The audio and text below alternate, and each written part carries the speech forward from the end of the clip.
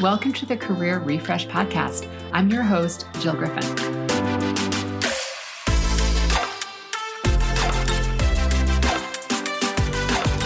I'm a former media and marketing executive turned career strategist and executive coach. I spent my career working my way up and through the ranks of global organizations and startups, and today I show others how to do the same.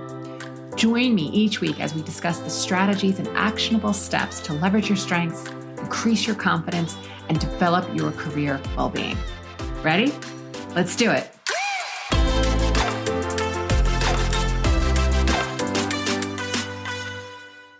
Hey friends, welcome back to the Career Refresh Podcast. Okay, so I'm laughing because obviously I know what I'm going to talk about today, and I feel a little sassy.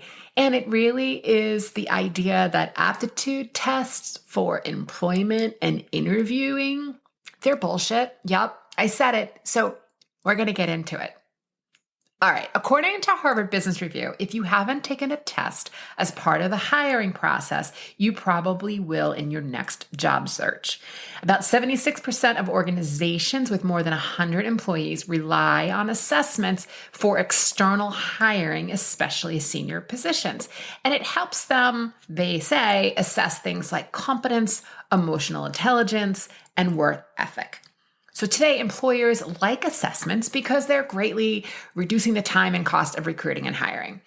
Tests also prevent interviews from accepting or rejecting candidates based on any conscious or unconscious bias. And because tests can be given remotely and scored electronically in a working from home environment, they give us a much larger pool of candidates. All right, so that's the good part of assessments. Now let's get into the total BS. So many of my clients have said that they've been giving these assessments and tests, and I've been hearing about them. Like, do they study? Do they hire an external person to help them test and study? You know, it really comes down to a personal decision. If it's a company that you really want to work for and that's important to you to hire someone to help you figure out how to get past these tests, or you want to brush up on your almost like SAT style questions, and because, you know, they're timed, if that's what you want to do and that feels right for you, you should absolutely go do that. But what I'm finding, both from what my clients have said, the research I've done, and I'm going to share with you my own personal experience, these tests have very little, at times, to do with the actual position. So a lot of these tests are cognitive tests. They're, anywhere from 50 to 75 questions. They're problem solving. They're math questions. You have, 15 or 10 minutes to answer. And again, I can see how a test like this could be very useful for someone. Perhaps you're a financial analyst, you're a researcher, you're an accountant, right? It's that kind of work.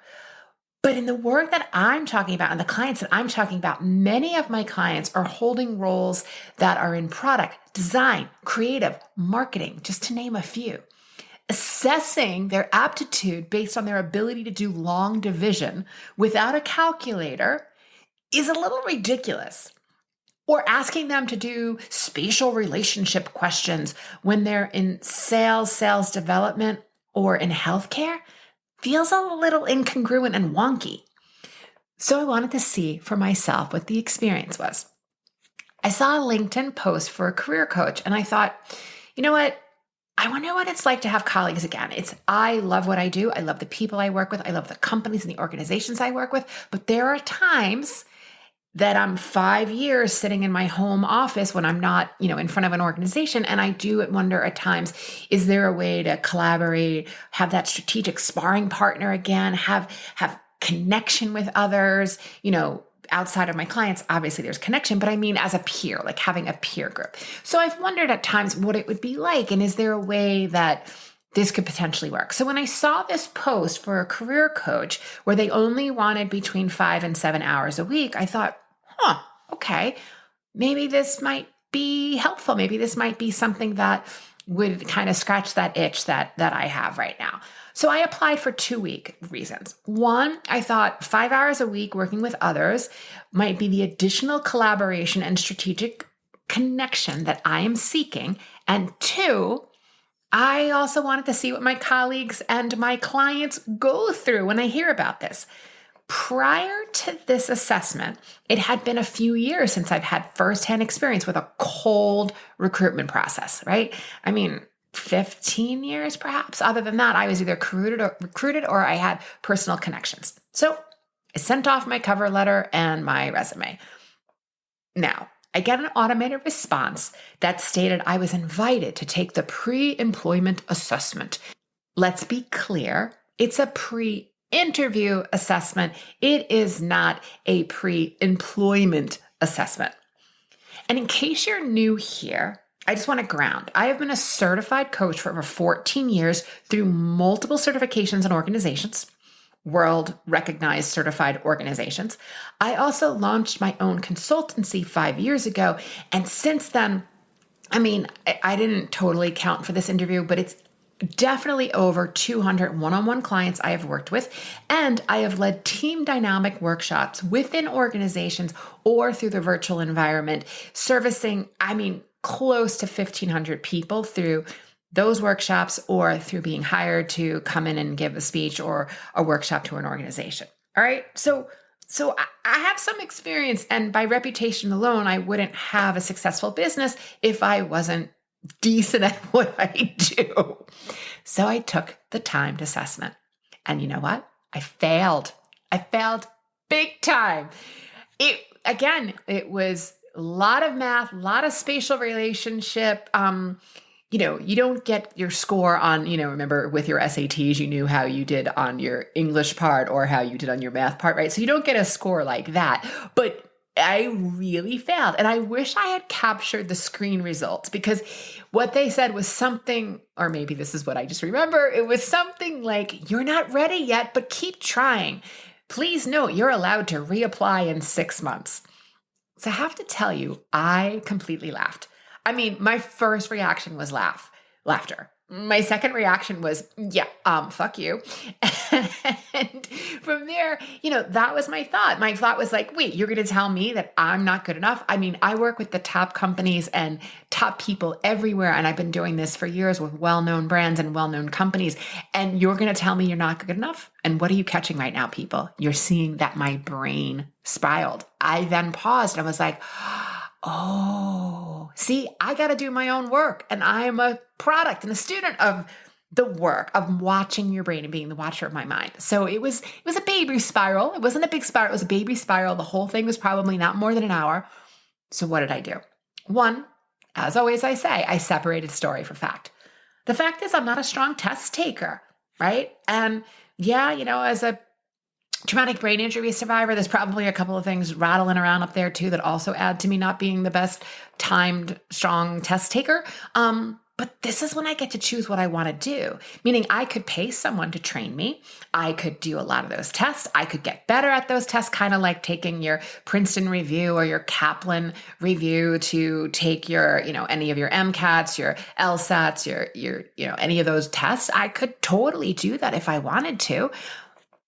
But you could also just move on and go, okay, not for me. So I moved on. See, this is the mindset work. But I want to say one thing before I wrap this out, of just saying that it is really looking at what is going on in my mind and deciding, is this helpful? Is this useful? And is this something I want to own? I don't. It's fine. But I want to say for the employers out there who are doing this, and maybe you don't care, but here are the two things I'm going to share with you. These assessments leave a really bad first impression. They feel kind of icky. So even though I wasn't a fit with you and you think I should keep trying, I'm not going to, because I want to be in places that are human. I don't want to be in places that are automated and robotic. I want to be in organizations that want to have a dialogue with me and get to know me a bit before deciding if I'd be a fit.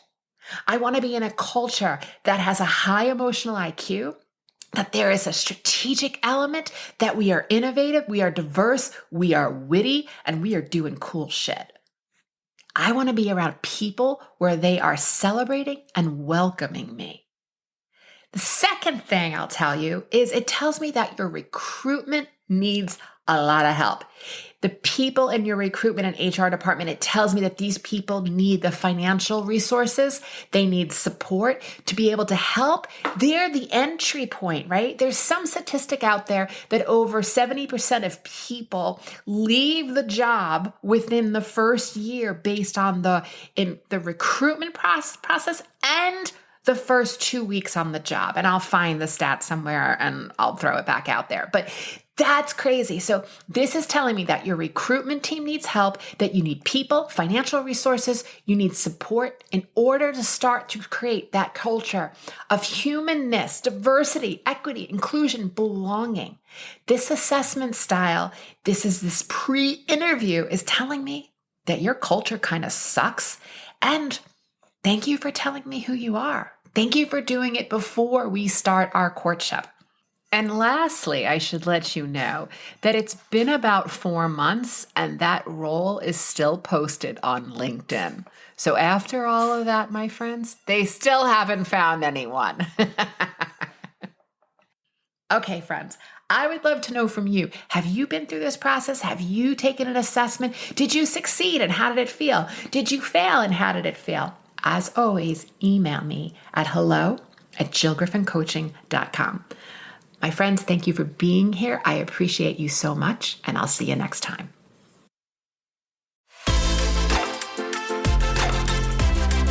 Hey, thanks for listening to the Career Refresh podcast. If you're enjoying this and you want more information, go to my website, jillgriffincoaching.com. There you can find information on how to work with me one-on-one or my group programs, or even bring me into your workplace. I'll put the link to my website in the show notes. But hey, listen, before you go, do me a favor, rate and review this podcast because it definitely helps me get the word out to people everywhere so that they can also thrive in the workplace. All right, friends, I appreciate you. I'll see you soon.